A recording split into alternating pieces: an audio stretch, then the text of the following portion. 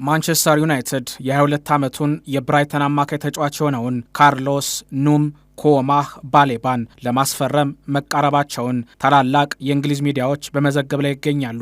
ዩናይትድ ለዝውውሩ 60 ሚሊዮን ፓውንድ ማቅረባቸው ሲገለጽ፣ ብራይተኖች ግን እስከ 75 ሚሊዮን ፓውንድ እንደሚፈልጉ እየተነገረ ይገኛል። ሁለቱ ክለቦች የሚያደርጉት ንግግር አሁንም ተጠናክሮ መቀጠሉ ተዘግቧል። የክለቡ ኃላፊዎች ባሌባን ከ75 ሚሊዮን ፓውንድ በታች እንደሚያስፈርሙት እርግጠኞች ናቸው ተብሏል።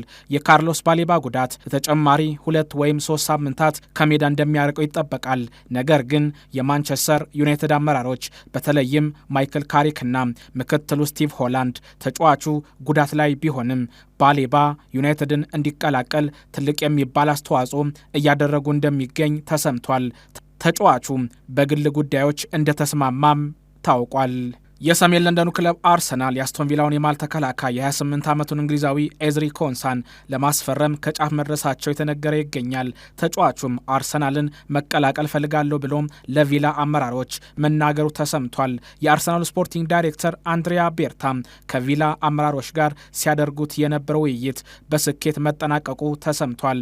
መድፈኞቹ አርሰናሎች በቀጣይ ለጋብርኤል ጄሱስ፣ ለጋብርኤል ማርቲኔሊና ለፖርቱጋላዊው አማካይ ፋቪዮ ቪዬራ የሚመጡ የዝውውር ጥያቄዎችን ለማስተናገድ እንደሚፈልጉ ተሰምቷል።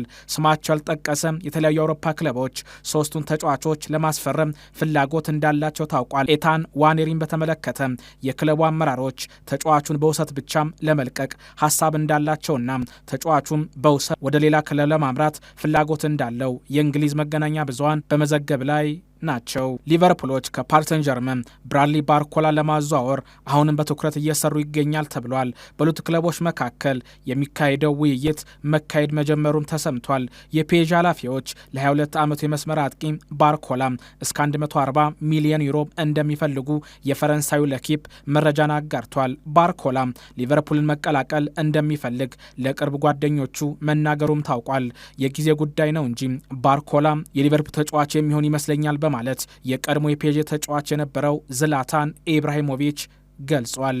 በኡናይ ኤምሪ የሚመራው አስቶን ቪላ ወሳኝ የሚባሉ ተጫዋቾችን በክረምቱ የዝውውር መስኮት ቢያጣም በወጡ ተጫዋቾች ምትክ አሮን wan-ቢሳካን ከዌስትሃም ዩናይትድ ለማስፈረም መቃረቡ ተሰምቷል። ቢሳካ ዌስትሃምን መልቀቅ እንደሚፈልግ ከሳምንት በፊት ማሳወቁ የሚረሳ አይደለም። አስቶን ቪላ ተጫዋቹን የመግዛት አማራጭ የውሰት ውል ለማስፈረም ከጫፍ መድረሱ የተነገረ ይገኛል። ከአስቶን ቪላ ዜና ሳንወጣ ኦሊ ዋትኪንስ በሳውዲ ክለቦች እየተፈለገ ይገኛል ተብሏል። ተጫዋቹ ወደ ሳውዲ መሄድ እንደሚፈልግም ተነግሯል። አስቶን ቪላዎች ዋትኪንስን የሚያጡ ከሆነ የቼልሲውን አጥቂ ኒኮላስ ጃክሰን ለማስፈረም ዝግጁ እንደሚሆኑ የተነገረ ይገኛል። ጃክሰን ከኤምሪ ጋር ለሁለተኛ ጊዜ መስራት እንደሚፈልግም ተሰምቷል። ኒውካስል ዩናይትድ የጎንዛሌስ ፈላጊ መሆኑ የተነገረ ይገኛል።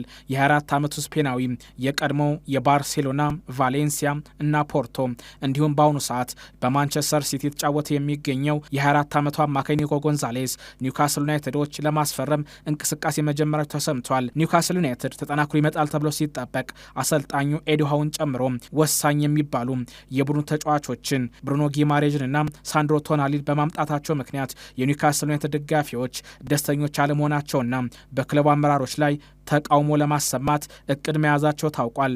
ኒውካስሎች ግን የመሃል ሜዳውን ለማጠናከር ተጫዋቾችን ለማስፈረም እየሰሩ ይገኛል።